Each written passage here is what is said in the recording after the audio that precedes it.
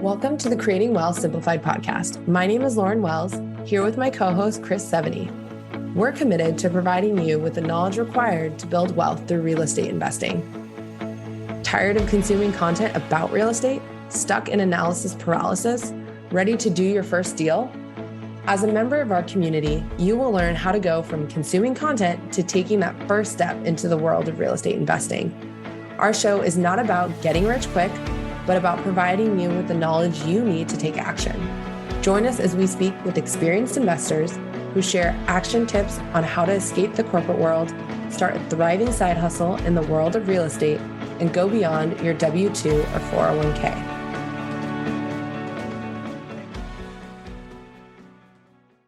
Welcome, everybody. My name is Lauren Wells, and I am here with my co-host, Chris Seveny, and our special guest of today, Derreck Long. Welcome to the Creating Wealth Simplified podcast, where each week we bring you education and information that will help you take your next step in building wealth through real estate. So on today's episode, like I mentioned, we have Derreck from Quest Trust with us and wanted to bring on Derreck to talk about self-directed IRAs. Why, what they are, who needs it, who doesn't need it, and how you can invest with them. Well, Lauren, thanks for having me. I'm excited to be here. I've done business with you guys for a long time now. So I love your guys' members and your teams, and I love seeing their investments come through with their IRAs. So I'm excited to be here on your platform. Awesome. I was thinking, I speak with a lot of people who are always asking about different ways to invest and tax ramifications and self-directed IRAs. It's either you know what it is or you don't know what it is kind of what I'm finding. And it's not my area of expertise. I know what it is. So I'm in the know. I'm on the cool kids club right now. But for people that don't know, I thought it would be good to have an episode kind of talking about it. And then when I thought about Chris and I speaking about it, I was like, well, we should probably bring someone on who this is what they do. So I thought about you and figured we would let you explain. So I will kind of, ask you some questions that I hear often. Sure. So, absolutely. Well, if you want to intro yourself first, tell us a little bit about you. And so for starters, like Lauren was saying, I do represent Quest Trust Company. We are a self-directed IRA provider, but everything that me, Lauren, and Chris could be talking about applies to every self-directed custodian out there. So you can take this information straight to whoever you're already working with. You want to work with me, great, but this is just really info for everybody. Yeah. So I guess a question I get a lot is, what's a custodian? Yeah. So the custodians are Fidelity, Charles Schwab, Merrill Lynch, right? Those are probably the ones that people really know about a lot. Vanguard, someone that holds your money and does investments for you, but doesn't actually give you a checking account or a savings account, doesn't give you that debit card, right? So Quest, we are a custodian, just like a Fidelity. A self-directed custodian is the same thing. So it's just changing the bank. Do you have to have any special requirements to be a custodian? I think to tag along with that, people ask, is their money FDI insured or stuff like that? Just curious if there's any other implications with, I'm guessing nobody can just turn around and say, hey, I'm going to just go be a custodian. So the answer is yes and no. Now at Quest, we are one of those custodians that we have full FDIC insurance for everyone out there. But what's unique is a lot of times these custodians that they can pop up, what they did is they bought a franchise. Well, if they separate from the franchise, which you can do, they may not fall into those same type of regulations because they're not as holding as much cash or assets under management. Mm-hmm. Because of that, certain ones out there may not have full FDIC insurances, but any of the big ones, right? The ones that you've heard of, whether it is Quest or Equity Trust or Directed IRA or Kingdom Trust or something like that, all of us do have full FDIC insurance and we are highly regulated. As a matter of fact, most of us get audited 5 times a year. Wow. Which is insane. So we have the Regulation A offering only twice a year. We get financials. So yeah, that's a lot. And you just led me down a rabbit hole of, wow, we probably need to do a whole nother episode on things to look at when you're looking at a custodian. So good to know. So can you explain, what is a self-directed IRA? So I get this question all the time, and it's really funny. They're made up. They're fake. It doesn't matter. You can look everywhere you want in the IRS tax code, which it actually falls under IRS publication 401, little a or big A, depending on which type of IRA you're looking at. But the term self-directed, you'll not find in there. What it's supposed to represent is a marketing term. Hey, when you move an IRA over to a company like Quest, what we're going to do is we're going to let you take your IRA and invest in what we call private assets, not public. So most self-directed custodians will not allow you to do public assets. That's the stocks, the bonds, the CDs, the mutual funds. That's what Fidelity's for.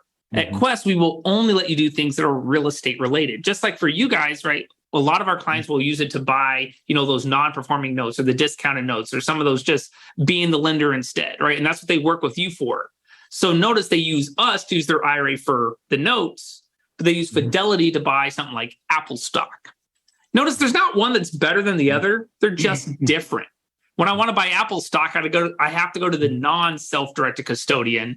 When I want to buy a note, I have to go to the self-directed side. So when you hear the term, it's made up. It's not a legal term. We use it more for marketing purposes. Okay.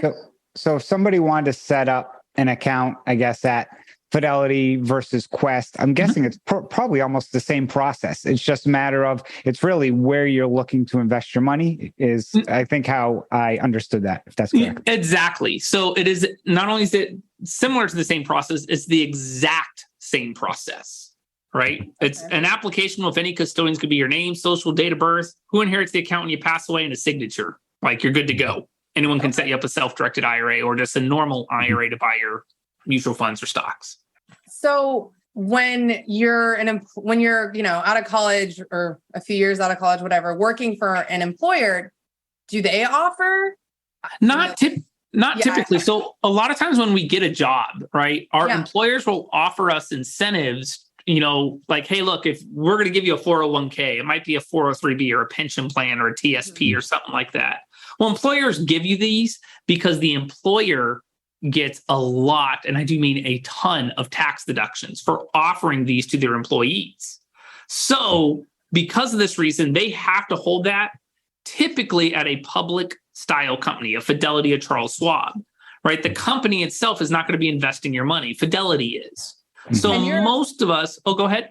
Oh, no. And you're still not on to that point, even if it's, by Fidelity or Charles Schwab, you're not getting to direct what you're investing in if a company holds it, correct? You don't, right? When I set up my 401k, right? And I have a 401k here at Quest, but I don't get to self-direct my own 401k. Why is that? Well, it's because it's held to the company. The company's actually the one investing it. Now, they might ask me some questions like, do I have a high risk tolerance or a low risk tolerance? Or am I kind of moderate? Something basic, but I'm not really choosing my investments, right? It gets put into those Fortune 500 stocks or maybe a big hedge fund or something like that.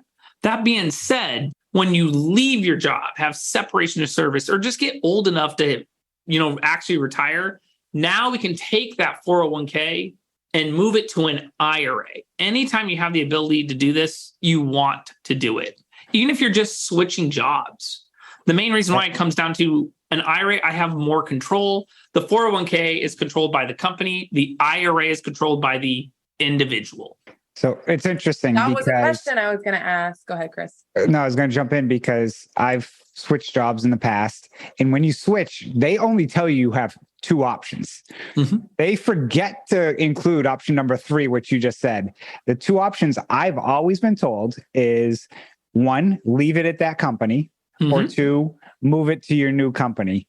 Never, ever, ever has anybody said, oh, you could also turn this to an IRA, which then you could put at Quest and go buy a single family rental if you wanted to, or invest in a mortgage note.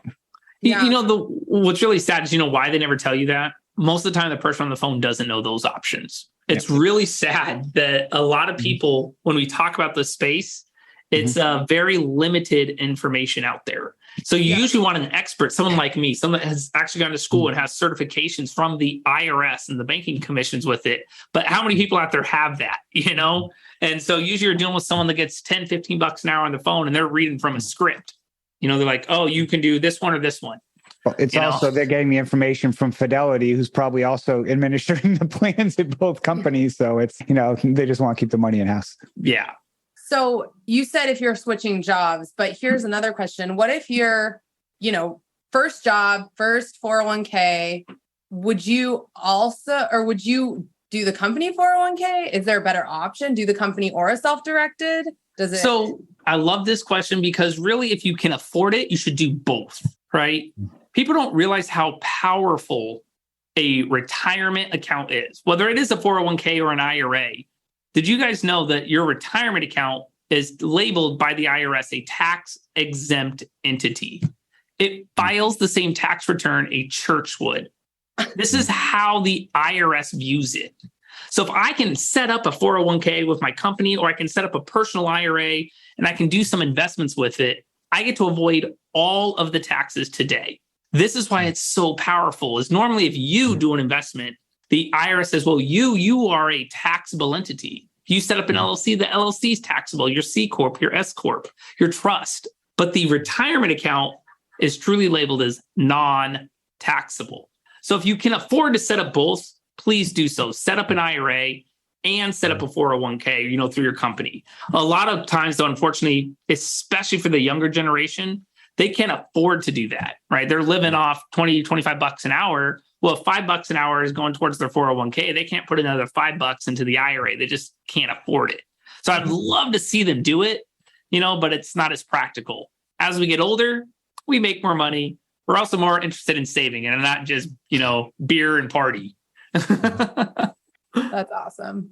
One thing you say, you use the words, and we should have covered this in the beginning, use the words IRA and 401k. Can you use those interchangeably? Can you explain to me the difference between the two for someone who's newer, again, maybe right out of college, few years into their first job? So I feel like those terms are just kind of thrown around. And how do you differentiate what's the difference between the two? So the biggest difference comes down to who can control the account. A 401k is tied to an employer. Therefore, the employer is the one that controls the account. They control the investments. They control how much you can contribute, how much they contribute. They control everything on it. Whereas an IRA stands for individual retirement account. So an individual has control. Now, knowing this, a lot of times, though, what ends up happening is the IRA, you can't contribute as much. I can only put in $6,000 or $7,000 a year, depending on my age. Whereas the 401k, you can actually put in up to $61,000 a year. So there's a huge advantage on both sides. So if I'm brand new, I'm like, you know what? I'm just going to start saving money in my retirement account. I want to use it to start looking at buying some notes, buying some distressed properties, looking at some rentals. Well, that IRA, that's $7,000, $6,000, that's not going to go very far, And that could be really difficult to utilize. So it might take you 2 or 3 years before you want to move it over to a self-directed custodian. Got it. So can you explain the limits, contribution limits? So is there a difference? Do they is it across both of them that you can contribute a certain amount? How does that work? So I put retirement accounts into 3 categories. One, what I label as individual retirement accounts. This is going to be your traditional and Roth IRAs. All right, traditional IRAs are more popular with the older generation. Roth IRAs are more popular with the younger generation. See, you're on that. You're on that. I'm in the middle. I'm not off for a middle child. Now. I didn't even realize Roth was around. We'll talk about Roth later on and stuff, but we'll let Derreck keep going.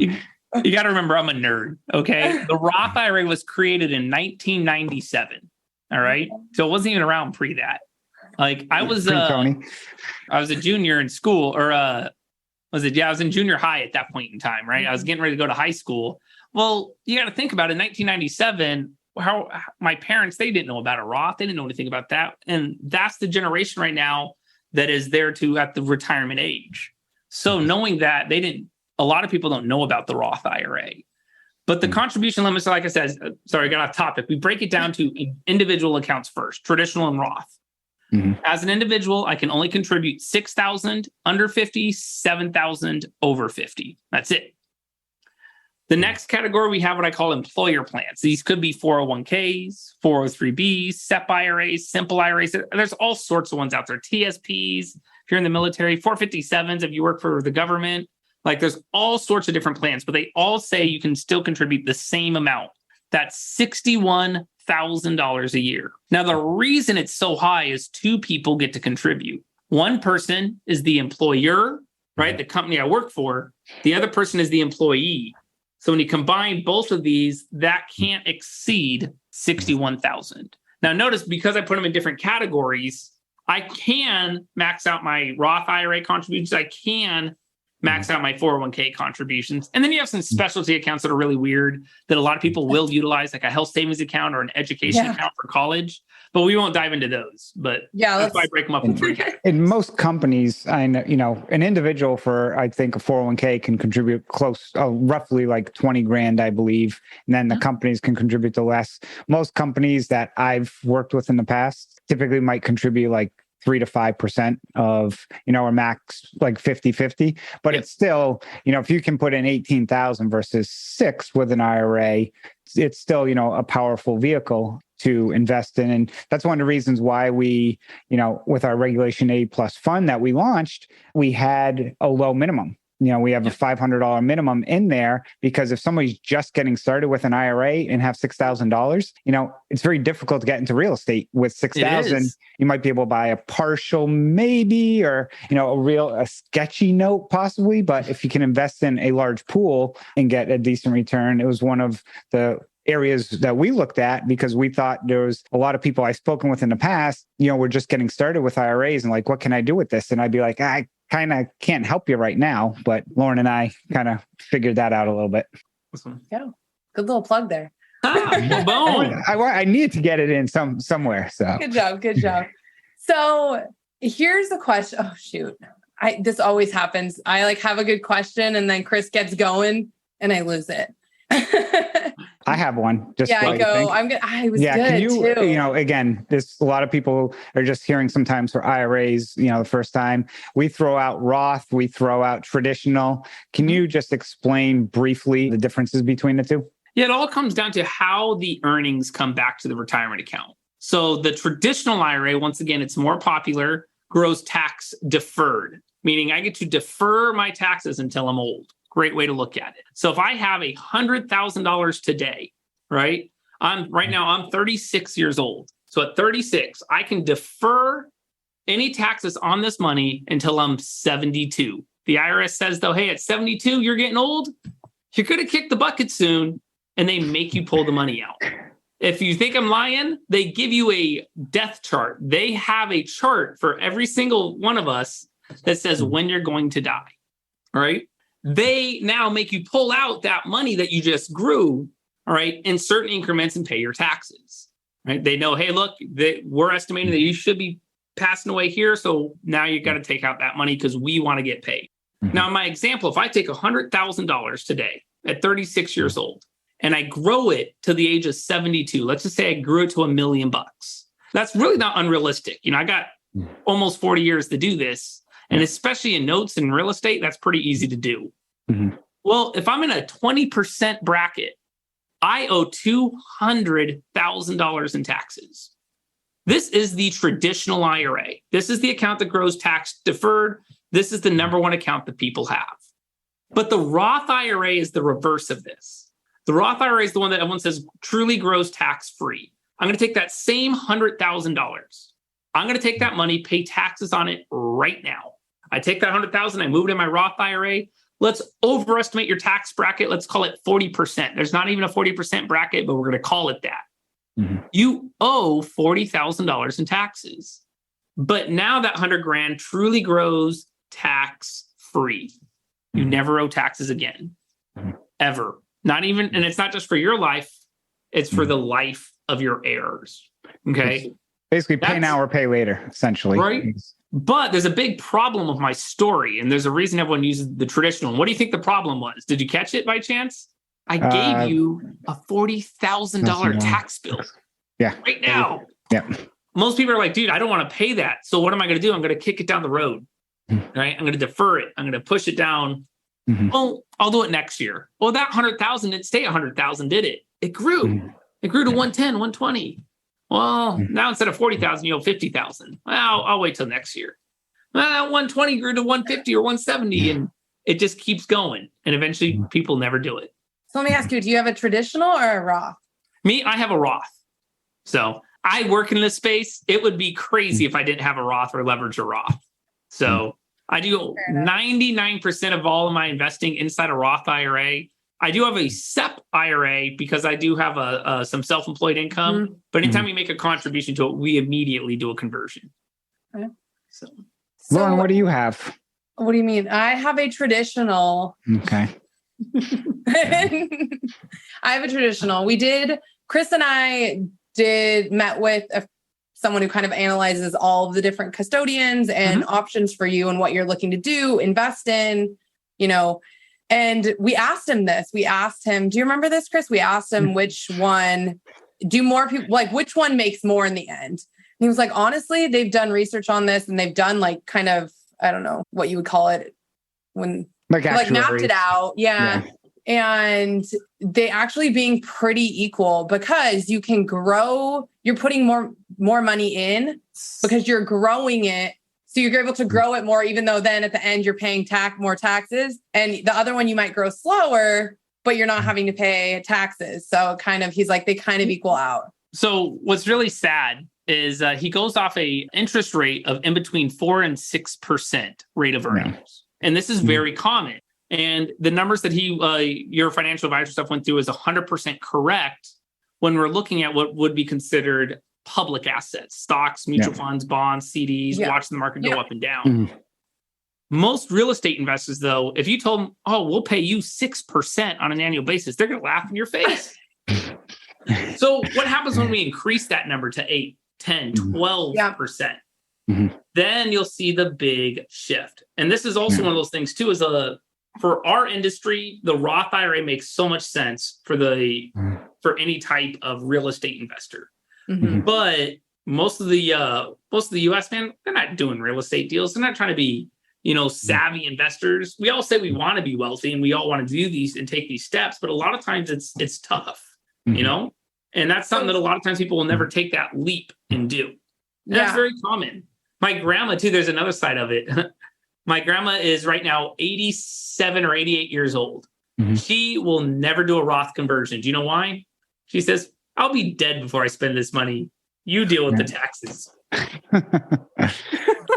So to give people an idea, because we're talking about IRAs and, people may or may not heard of them, what is the overall amount of money in IRAs? Is there a number, that people have stuck in IRAs? Yeah. So if we think across the board and just a US number worldwide, right? Just US wide, it comes out to be somewhere between 24 and 25 trillion dollars. Wow. Right. Americans, the majority of their money is sitting in their retirement accounts. And just if you're out there and you're listening to this, think of you as an individual. Do you have more money in your checking account or more money in that 401k or IRA that you've been shoveling money away in for years and years and years?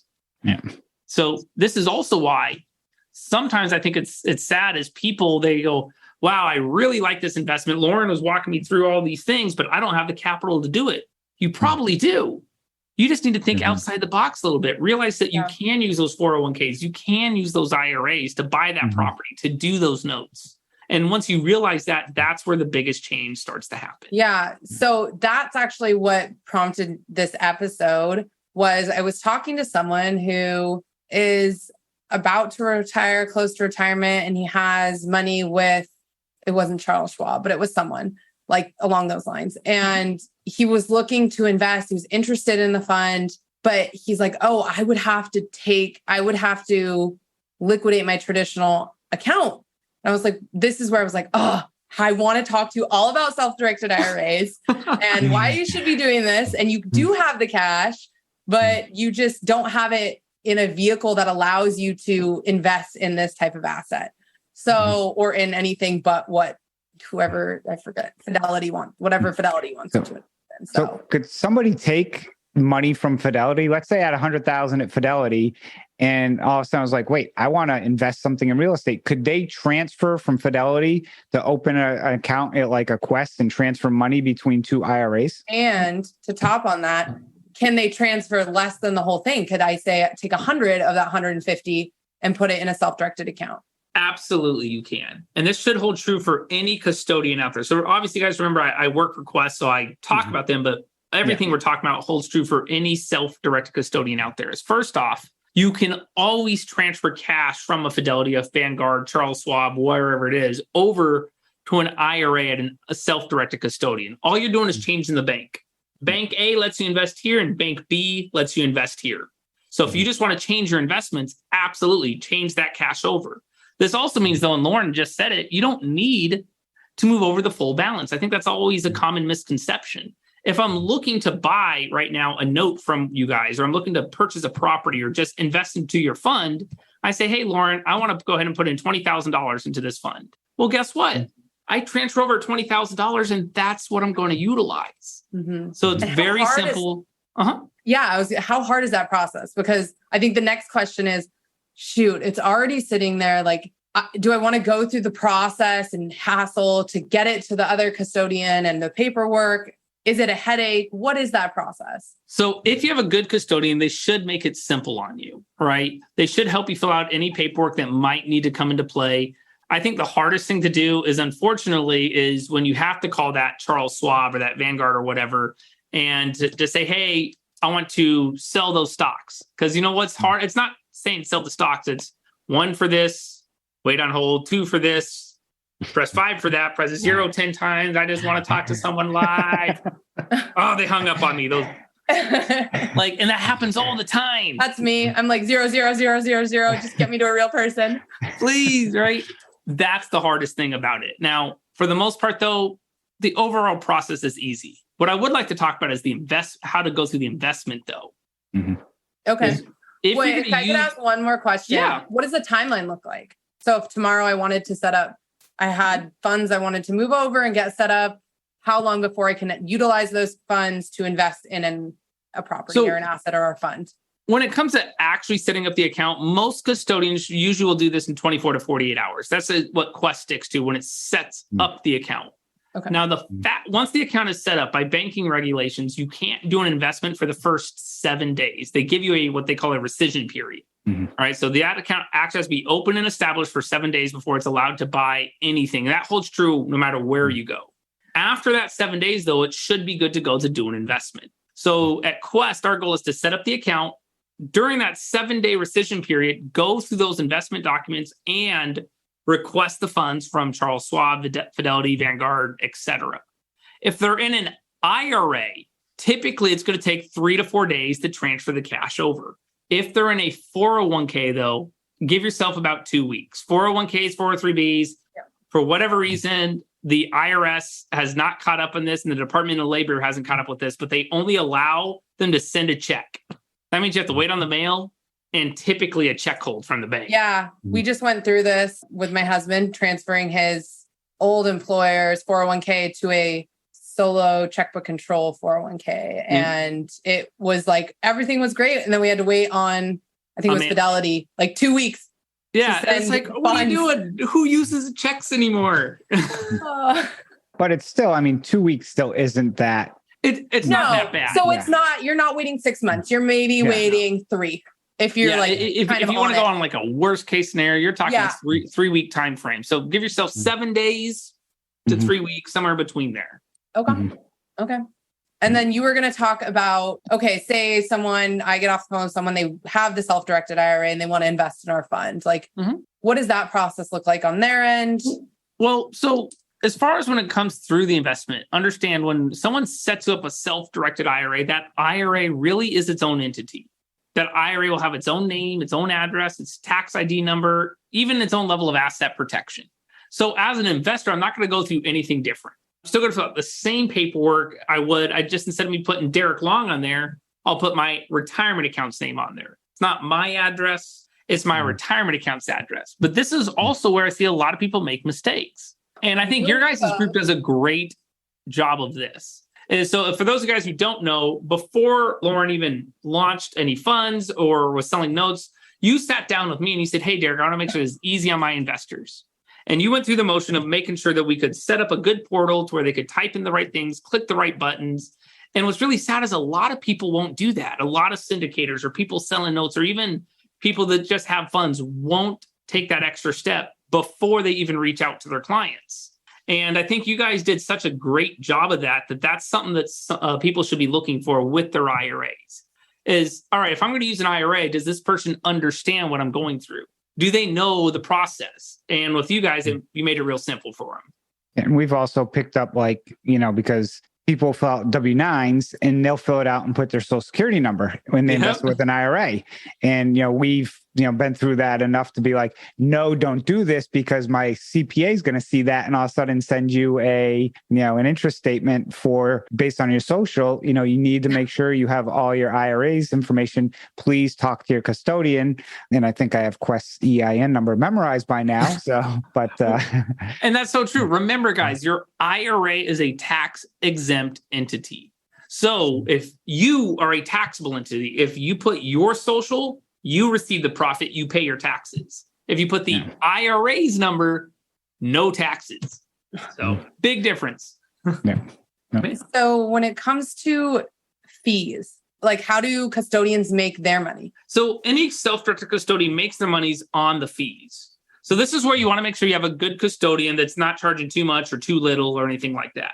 Some custodians out there are really cheap, but they charge you the fees up front. What this means is they're not on the same side as the investor. Imagine for a moment right now, Lauren, that you sent a client over to me, and before I ever started the investment paperwork with them, we already charged them their transaction fees, right? Mm-hmm. Well, what is my incentive as a custodian to get that deal funded? Mm-hmm. There isn't one.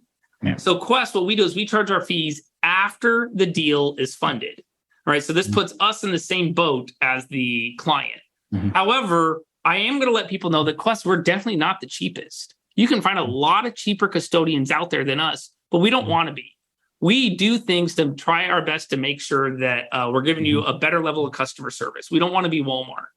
With that being said, we do things like have a non-automated line, right? You call, someone answers. And Lauren, you just did this earlier to me today, but you called out. I was just on the other line. As soon as I hung up the phone, I could call you right back. I know every time someone answers and I'm always, directed or either, they're in a meeting, they'll give you a call back. But yeah, there's no press 1, press 2, pound, enter your account number, none of that. Yep. Awesome. So that's just one of those minor things that we try our best to do to make sure that we can provide some good customer service. So don't always shop around for the best fees. At the same time, your fees should never be making or breaking an investment decision. We charge you $125 to do a deal. Now, this brings into something you guys mentioned earlier, whereas, man, I only have $500. If I only have $500 to put in this, it might not make sense to use the self-directed custodian because the fees could eat away at that. So you do want to make sure that you understand, there has to be some sort of balance. Mm-hmm. Make sure your custodian's very upfront with you. Now, if you only have $500, there are additional things you can do to minimize the fees. And one of them comes into what I label as a partnering aspect. Just how I got started in IRA investing was my dad would invest, call it $98,000 into a deal. $2,000 though would come from my IRA. Mm-hmm. Well, what that means is the fees are the same. It's still only $125, but my dad covered the fee and I was able to get my $2,000 working, So you can do a lot of creative things, and we teach classes on that as well. Yeah, that's one of the things that with Quest, the amount of education that your firm provides is I haven't seen any other custodians provide to that level of education. And when we as sponsors have worked with a lot of other custodians, and some of them, if I just see the name, I just start cringing because I'm like, oh, and then, we had a deal, and I won't, of course, name names. Yes, again, we don't have to mention their names, but I had a know deal some that of them. we needed to fund this deal in 2 weeks, and the person said, "Oh, I use XYZ," and I was like, "Never going to happen." And I'm like, I'm just telling you, I have dealt with them and periodically, and I can just tell you. You'll fill out the paperwork. They'll tell you everything's good. Then it will go to somebody else. And you could, if you had the same deal twice, you get 2 different answers. One may fund it, but somebody else won't. And it's the same paperwork. And they're like, oh, now you need this form or now you need that form. And, and you can never get a human on the phone either. And so I do have to, give kudos to Quest. Like Lauren, when she has a question, literally picks up the phone. It's like, oh yeah, I talked to Derreck. And I'm like, you talked to Derreck more than you talked to me, I think. So...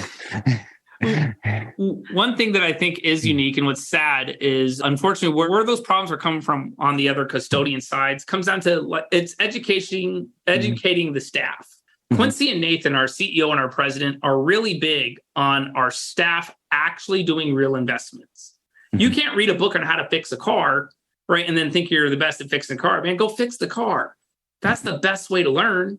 So just like me as an example, right now I own 7 promissory notes. I have 2 oil and gas investments and 2 rental properties. Now, not all of that's in my IRA, but the 7 notes are and the 2 oil and gas investments. The rental properties are outside of the IRA.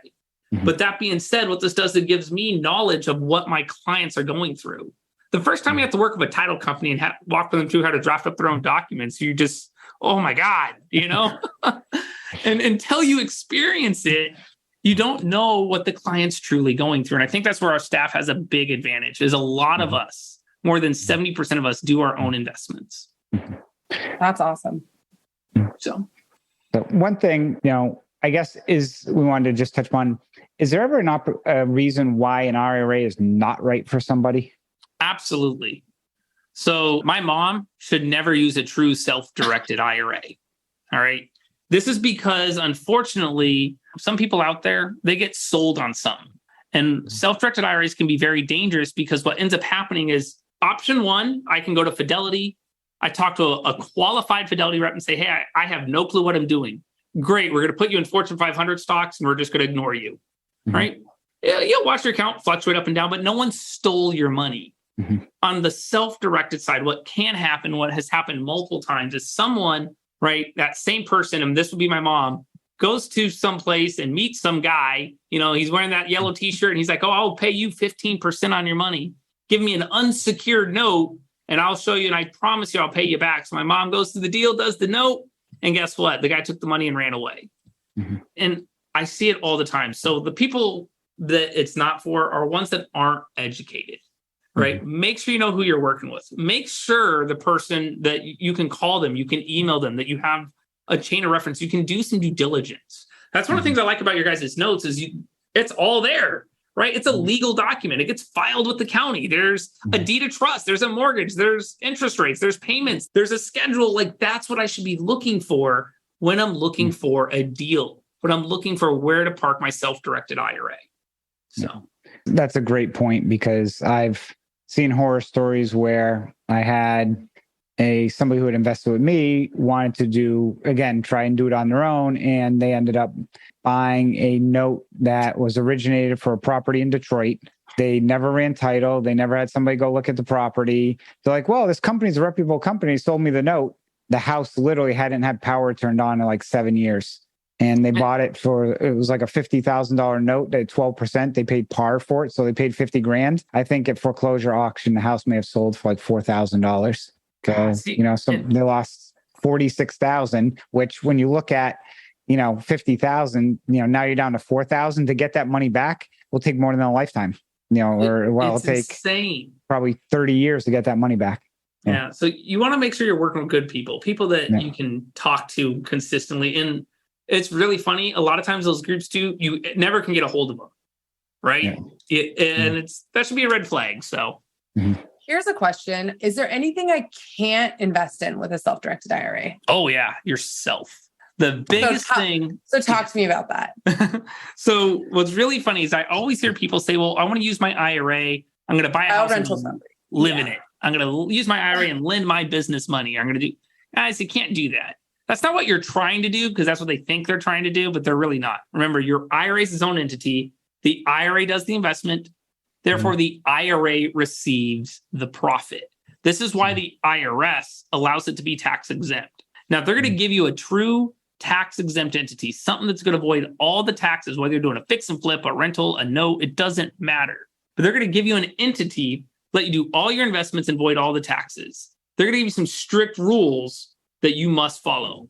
And those rules all come down to you as an individual. You can't use your non-taxable entity to invest in yourself, your spouse, your parents, or your kids, or any of their companies. If they catch you, they take it away.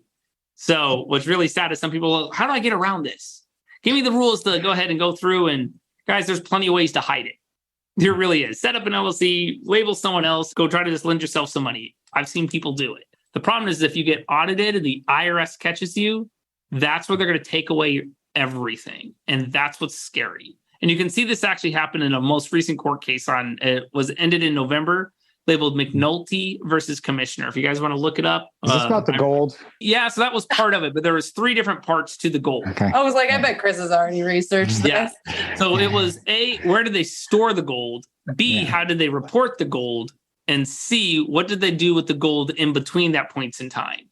Mm-hmm. And between those 3 factors, there was a lot of fishy things that went on because they were taking their IRA and ultimately benefiting themselves today. Mm-hmm. Now, remember, guys, that's not what you're trying to do. We can still use that entire retirement account and invest into anything you're looking at. You just can't use your IRA and give it to yourself. You know, I can use an IRA and buy a note, no problem. I can use an IRA and buy a house, no problem. So just don't live in it. Yeah, just don't go live in it. Well, I mean, once you get age where you can take the money out, and this is high level, but if I was 70 years old, had a house that had an IRA, that was a beach house, that was a rental, at that point in time, you basically take it as a distribution or something, right? That's correct. So, and that's where that Roth really starts to make sense. So imagine you had a $300,000 beach house. You know, that's actually a pretty cheap beach house, but yeah. So if you had that beach house in the IRA, in the traditional IRA, what would happen is you take a distribution. The house is now out of the IRA. You own it personally. You can go live in it, stay in it, do whatever you want. But that $300,000 is taxable. Yeah. Whereas if we did that in the Roth IRA, you truly could be 100% tax-free. Here's what's even crazier. If you did that in the Roth IRA and you sold the house, moving forward, not only is it always tax-free, every deal you do forward, 100% tax-free, and you can live off the money. Yeah. I can do 10 fix and flips a year. None of it's taxable. Own 10 rentals. None of the income's taxable. Don't even have to report it. And I can pull it out and spend it how I see fit. So essentially, you can't invest in yourself. You can't invest in, I'll call it the vertical familial of your parents or your kids. But you could technically lend to a sister or brother? Technically. So what the IRS says, they give you a very specific list. They say you, spouse, parents, kids on the surface, right? Or anyone who potentially inherits your wealth. Okay. Now, normally, right, I'm married. So my wife, if I die, I kick the bucket, she inherits the money. I love my sister to death, right? But she doesn't get anything, right? My wife gets it all. So for me, yes, that answer makes sense. But ask me 5 years ago, before I was married, right? My sister actually was my beneficiary. Ah, okay. So at that point in time, no, I could not use my IRA and lend her money or buy a house and let her live in it because she's the one who inherits my wealth. So on the surface, it's always we use spouse, parents, kids. It's because that's how wealth gets passed according to the IRS. If you label someone else in that boat, if I labeled Lauren my beneficiary, she's disqualified to me. You know, but very rarely is that the case, right? Like I said, I love my sister, but she ain't getting squat.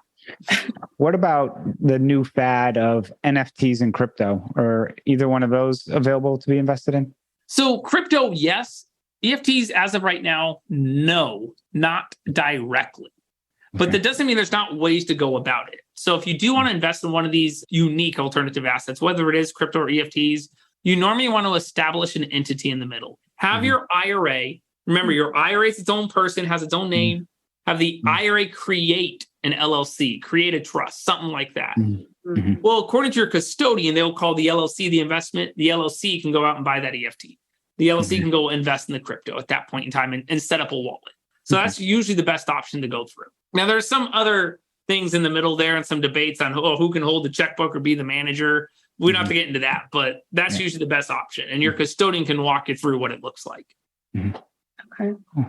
I'm trying to think if there are any other common questions I hear when it comes to self-direct. Oh, can you talk to me about checkbook control? Yeah. Just like self-directed IRAs, remember, self-directed is a marketing term.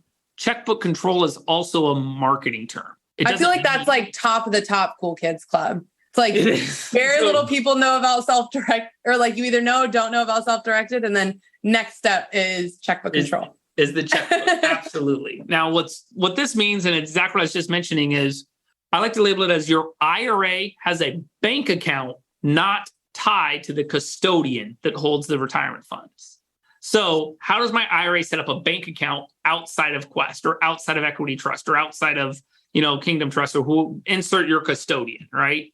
Well, what has to happen is the IRA has to create an entity in the middle. Call it an LLC, a trust. We've seen C corporations as well, but the IRA has to create something in the middle. From there, that if it was an LLC, the LLC obviously can have its own bank account. Now, notice though, the IRA is labeled as the owner, right, of this entity. Now, normally, and you'll see a lot of attorneys, they get used to taking this shortcut. But anytime if my attorney sets up an LLC for me, he labels me as what he calls the managing member, right? Well, these are technically two different roles if you actually read through the Schedule A. There is a member labeled as an owner, and a manager, right? The manager is the one who is doing exactly what we're calling it, managing it. Well, in this specific case, the member must be labeled the IRA.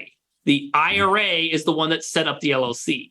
The manager, right, needs to be someone else. Now, there's debate on that topic until the McNulty court case. It started to make a little bit more clear. Some people say you can be the manager. Quest says you have to have that non-disqualified person be the manager. There's different levels, and we can all walk through those type of things. But notice that LLC has its own bank account. Because it has its own bank account, they call it a checkbook control. Now, that term was created in right around 93, 94 during a Swanson versus Commissioner court case. But that was back when checkbooks were legit. Now it's a debit card, guys. Right? It's a debit card. But we still call it checkbook IRA. Control. Yeah. So last question I was going to ask is, I know there's been, a lot of talk in, Congress about, changes to IRS as well as, IRAs, and the IRS, I know, just hired like 80,000 people to start, doing more audits and so forth. Has there been anything recently that's, updated rules, regulations that people should be aware of? Absolutely. I know because it's constantly changing. Yeah. So here's what's really unique is until 2019, self-directed IRAs were actually almost never mentioned, not once in Congress, right? Not once. And retirement accounts and self-directed IRAs have actually been around since 1974, right? Which is where the ERISA Act came in. Remember, I'm a nerd. All right. So what was unique, though, was in 2019 was the very first time we ever heard about this at the Seller Finance Coalition. At this point in time, a lot of people in Congress started to realize the power of these self-directed IRAs. In 2020, another big thing happened where Congress was actually trying to get rid of IRAs doing any type of syndicated style investments, LLC investments, trust investments. I mean, you name it. It was going to pretty much be stocks or mutual funds. We actually had to fight, and I actually had the privilege to speak in front of Congress on 6 occasions during this level, and we got that abolished. Now, the Secure Act 2.0 came out. And what's unique is Congress is actually finally looking at these in a positive light, right? Right now, if you want to look at the Secure Act 2.0 and go through sections 101 through sections 386, you'll see 7 different bills in there. And all 7 of them are pro self-directed IRAs, creating more things for the Roth, allowing the IRAs to be more lenient to do real estate style investments. Because it used to be like, man, it was cut and dry. If you did something wrong with your IRA, like I was saying earlier, you would lose the whole thing. And you can see that in the McNulty case. But what is unique now is they're trying to be more lenient because real estate can be tricky sometimes, So that's what I really like about this. That being said, with them bringing on 80,000+ auditors, and obviously Congress is well aware now of self-directed IRAs, and they are being mentioned so much more. It's not the time to do something shady. It's not the time to do something where you're playing in that gray area. Because once again, remember, this is most of your money. Usually we have more money in a retirement account than we do our own checking account. Well, that other stuff, that was like the Peter Thiel rule they were trying to implement essentially, right? Where he made like $6 billion off of PayPal off of like a minor investment. Yeah. So Peter Thiel today has $21 billion in a Roth IRA that's 100% tax-free. Congress has no rights. The IRS has no rights to any of that money. It's all tax-free, right? So what's funny is I actually fought for that, right? I actually fought for them not to go ahead and go after someone like Peter Thiel, because honestly, at that point in time, that's how the rules were written. You can be mad at him all he wants, but if you were in his position, you'd be like, hey, I just did what you allowed me to do. I just did it better. We're just mad we didn't think of it first. Right? Well, we didn't create PayPal. So. Fair enough. There's that, minor detail. Now, that being said, the way he did his investment would not fly today. All right. Mm-hmm. The way he went through those investments at that point in time, it is impossible to get through with any type of custodian or even checkbook controller, solo 401ks, doesn't matter. You would not be able to get through that type of investment today. But at that point in time when he did it, which was 1998 or 1999, man, our CEO calls it the wild, wild west, right? It was that, we're going to go ahead and see what happens and no one knows what's going on. I think something you said like really resonates with me. I bet resonates with a lot of listeners is there's a lot of people who like want to get started in real estate or investing in something outside of the stock market, especially now. I feel like it's like every other call I have, but they don't think they have the money, and they do. It's just not in the right type of account that allows them to utilize that money. Right. So I don't know I want to tell more people about self-directed IRAs. So I feel like there should be a class for like in college, like how to grow your wealth. It's like a forced savings that you can tax-free, like, come on. So one of the best things, guys, is especially out there nowadays, leverage YouTube. God, you can learn a whole language. Just watch YouTube and never take a class. You really can. But Quest, like Chris was saying earlier, we have so much education out there. If you go to our channel, you'll see that there's a lot of short classes and long classes that go through everything that you're talking about, Lauren. And you can schedule a consultation with any one of our IRA specialists free at any point in time, and they can go through those type of things without selling you anything. None of our IRA specialists get a commission or anything along those lines for setting up accounts or moving. So they don't have any skin in the game. Right. They're there just to actually give you good info. And I think the other component to it is once people get it set up, you need to do something with it. You can't just let it sit there because you mentioned stat in the past. I forget of how much money is just sitting there. Yeah. So just at Quest alone, believe it or not, we have over $500 million. But if we look at the US wide, it's somewhere right around 28 trillion or 26 trillion. It fluctuates. Just uninvested sitting there. Correct. Oh, dying. So Quest, right? We're a little fish in this big old pond. We got $500 million. Imagine that just for $500 million. What percentage overall is that just sitting there? Just out of curiosity. So we have right around 2.5 billion in assets. So if we do the math, 12 or 13%. It's like you, Chris, like math is head. No, it's 20%. 500 million or 2.5 billion is 20%, 1/5. Yeah, that's pretty crazy. That's a lot. Yeah, it is. So. Well, it's probably why you're having Quest Expo.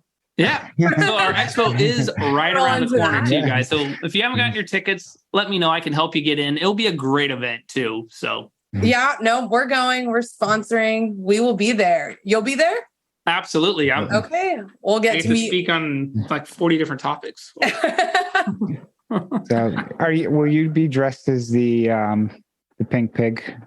All right. So if you've ever been to our Quest Expo, people don't know this, but I was the pig for the very first expo.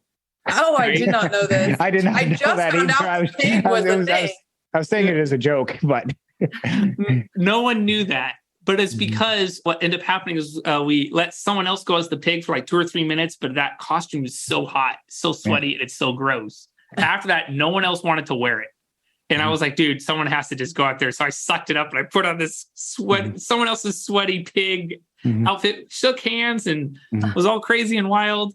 We learned our lesson. And your guys' like mascot logo, everything, just so people who are listening. Yeah. So we call him Questy the pig. So Questy the pig. There you go.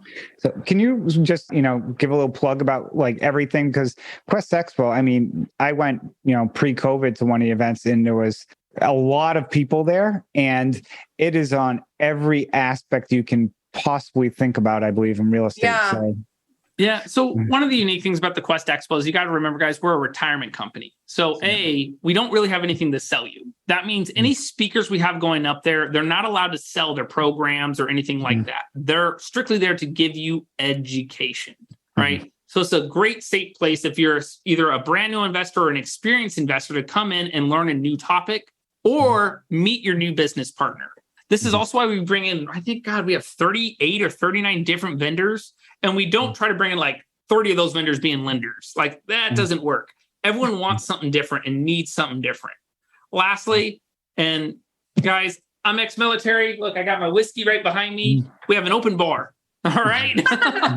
So not only can you get great information, you can meet new business partners, meet new vendors, right? It's a safe place to where you're not being sold a coaching program, or anything along those lines, right? Because we've all been there.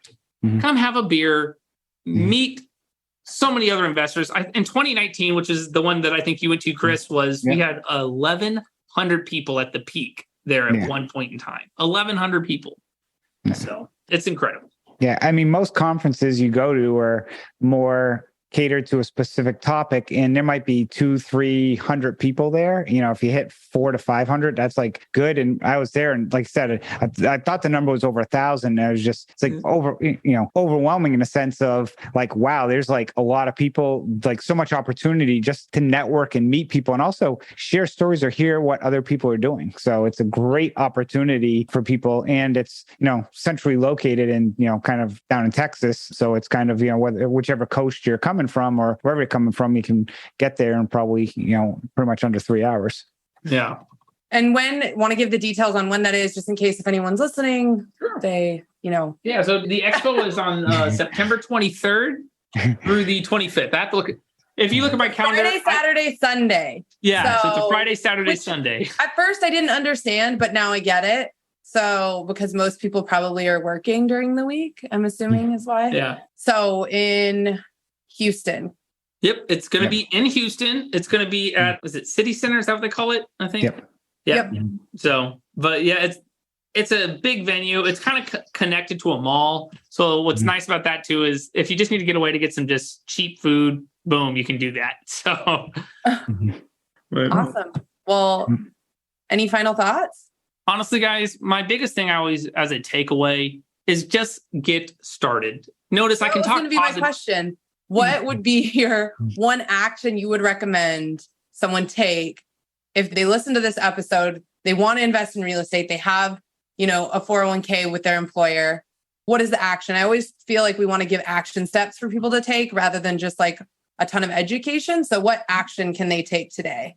Get out of the analysis paralysis mode. Too many of us, so there's too much, I'm going to say there's too much information out there to some degree that can become overwhelming. And a lot of times in the real estate space, the people that take action and just do the deal, listen to your coaches, listen to the group that's there to help you out. Let us help you set up a self-directed IRA to buy a note, to do a loan, to invest into some form of real estate. We're here to help you guys out free, absolutely free. Chris is here to help you. Lauren's here to help you. All of us are here to walk you through those motions at no cost to you, right? And I think that's the biggest thing is people don't take advantage of it. They get scared. They get stuck in just over-analyzing everything. And they want to know, well, what IRS publication says this? Well, I'll tell you, guess what? IRS publication 401A on page 35 says you can do XYZ and you still don't make a decision, right? Just do it, all right? Yeah. Do the Shia LaBeouf meme. Just do it. It's Nike's onto something. That or they're looking for the perfect deal. And it's doesn't exist. Yeah, exactly. Yeah, well, I kind of feel like until you set up an account, like set up the funds in a way that they're able to be accessed to invest in something, nothing's going to be perfect, because if it is perfect, you're hustling to try to get everything in place so that you can fund whatever deal. So I kind of feel like you set yourself up for failure if you don't set up the account first and then start looking for the deal. I love that thought. Get the IRA set up. Yeah. Remember, guys, at least at Quest, we don't have account minimums, so we can easily get you an account set up and then figure out the details. It doesn't. Awesome. Well, thank you so much, Derreck, for joining us today, talking and helping educate our audience on what a self-directed IRA is, how it is a powerful investment vehicle for people, and who can utilize it. Yeah. Well, thank you, Lauren. Thank you, Chris. I appreciate you having me on. Yeah. Thank you. And Lauren, we'll see you down in Houston, next month. Unfortunately, I can't be down there. I have a family member's wedding that weekend, but here's a question about the expo. So my colleague and my colleague who's joining me, two of them, one of them we were asking, the second night is a cowboy casino night. Now, does that mean people will be dressed up in cowboy attire? It was a debate we had. So yes and no. All right. There's definitely a lot of people that are be like, I'm just going to show up normally. But man, we have a lot of cowboys, let me tell you. Right. This is Texas. Yeah. It's Texas. Oh, okay. Well, on that note, thank you again for joining us today on this episode of the CWS podcast. If you enjoyed the show, share it with a friend, subscribe, and leave us a review. Thank you. Thank you all. Thank you, Derek.